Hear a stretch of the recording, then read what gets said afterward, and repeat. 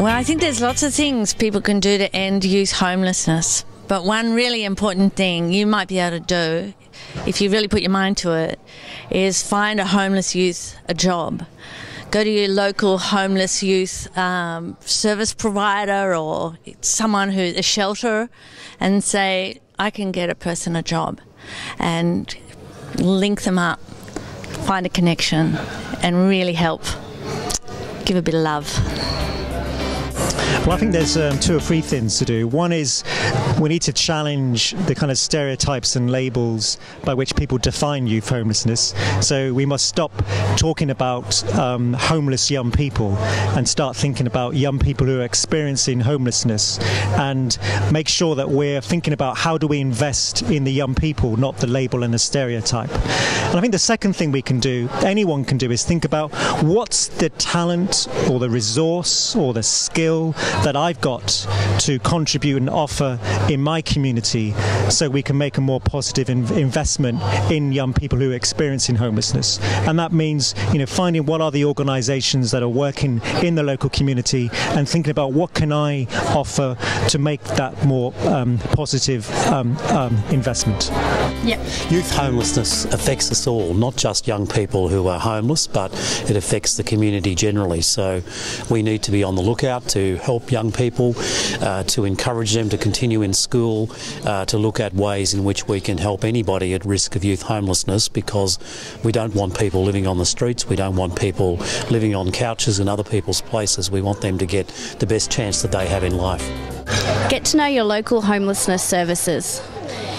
If you own a private rental, don't discriminate. Consider a young person as a tenant. My sense is that one of the key things they can do is to talk to their family and friends, and to make it a conversation around the dinner table, make it a conversation between their friends when they're going out, because I feel like that it really needs to generate energy around the issue in order to move it up the scale of importance for politicians. I think it's easy to criticise politicians for not engaging with it, but they'll engage with it when it becomes a vote issue and a vote priority. That's when it'll be moved. So yeah, I think an act is creating conversations around it, talking about it and caring about it, making sure other people care about it and not just talking to those who already do care about it. I think teachers have a huge role in ending youth homelessness, because in schools teachers have such an incredible opportunity to see what's going on in a young person's life. So the biggest thing that I would say about ending youth homelessness is that teachers need to be aware of what services are around and how to link people who are at risk of homelessness into the services. I think that we certainly need more affordable housing options and partnerships with private rental landlords to enable them to take on board young people, because I think there is a lot of discrimination against younger tenants in the housing market. But we also need integrated responses, and I think the foyer are a great example of that model.